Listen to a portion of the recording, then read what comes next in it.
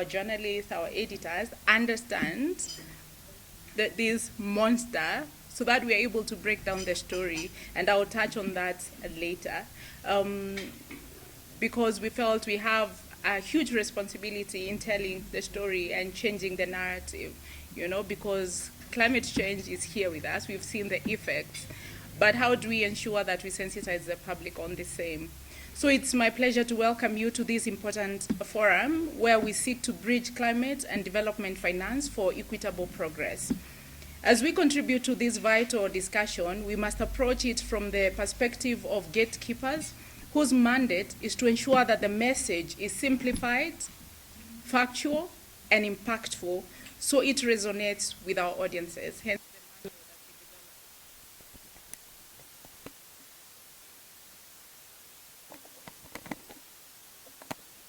that newsrooms must prioritize and allocate more resources towards. Reporting on climate change requires precision and continuous training for journalists, enabling them to understand the basic science and effectively communicate research findings. A solid understanding of climate science helps journalists educate their readers, viewers, and listeners, empowering them to make informed decisions.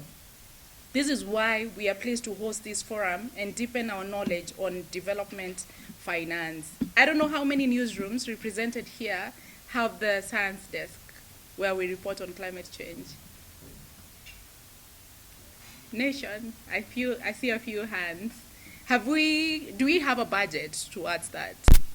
Enabling our journalists tell the story this includes personnel. How many people do we have?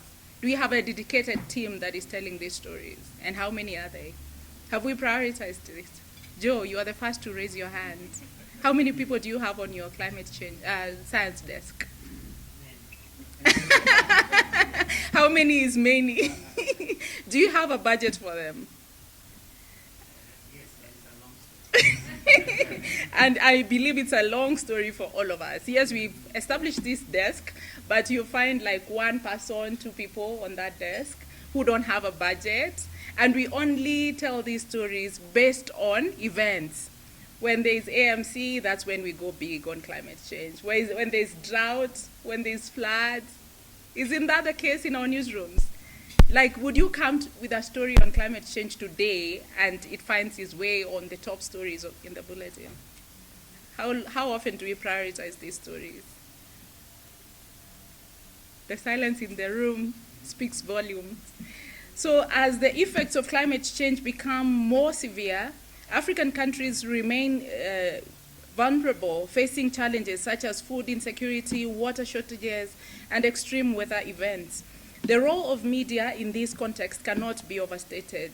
The media must demystify climate finance mechanisms, explaining how resources are mobilized and used to support adaptation and mitigation efforts.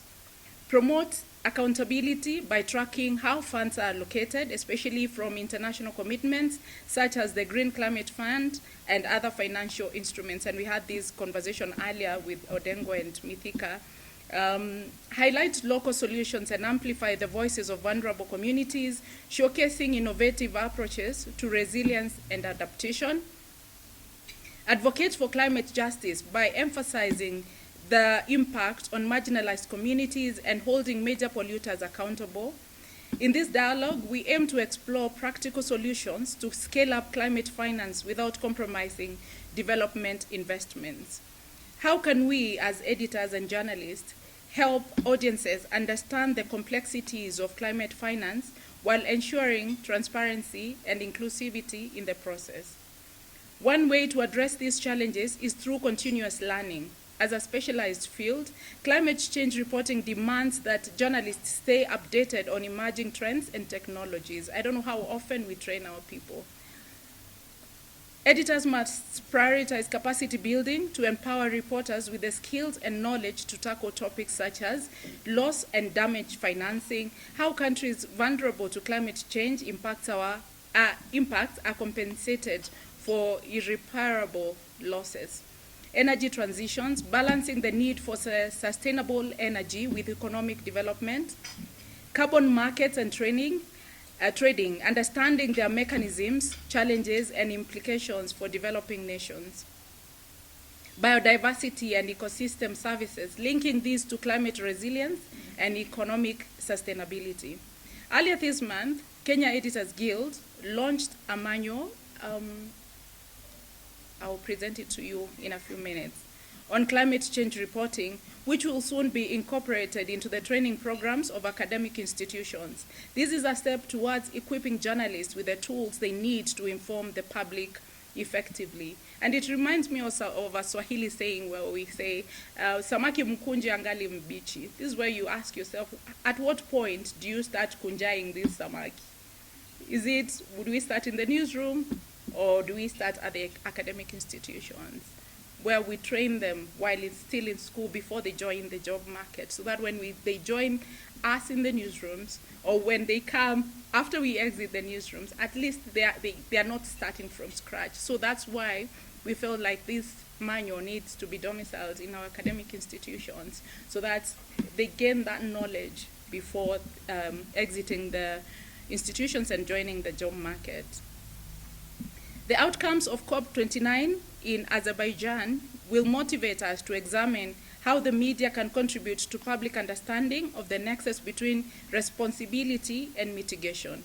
How can journalists track the obligations of key polluters while also covering the adaptation efforts of vulnerable communities?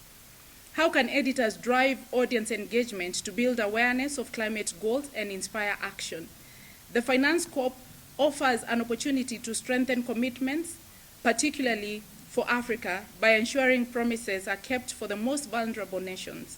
Media must also play a pivotal role in this process by monitoring the implementation of climate finance agreements. I don't know whether this story is still alive in our newsrooms after COP, or it just died after COP, encouraging global gap between policymakers and the public, encouraging global solidarity by highlighting shared responsibilities and the need for inclusive solutions.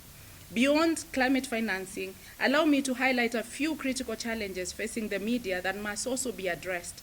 Harnessing technology for climate reporting. This is a big monster in the room that we need to address. In this era of rapid technology advancement, journalists must leverage tools such as data visualization, satellite imagery, and artificial intelligence to enhance storytelling on climate and finance. These tools can make complex issues accessible to diverse audiences.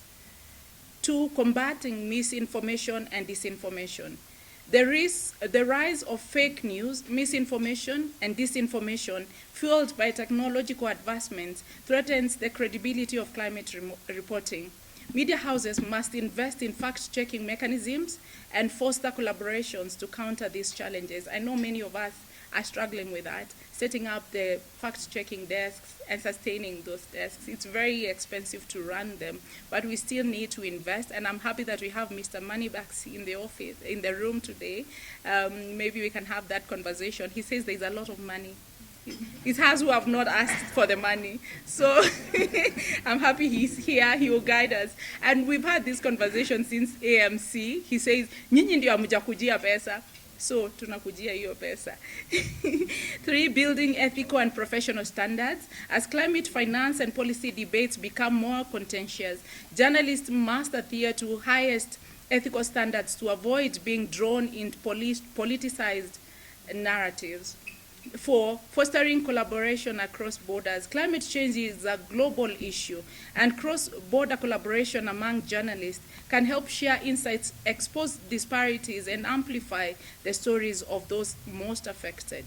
In conclusion, the media has a critical role to play in bridging the gap between climate change, finance, and development. Let us commit to empowering ourselves and our audiences with the knowledge and tools needed to drive equitable process.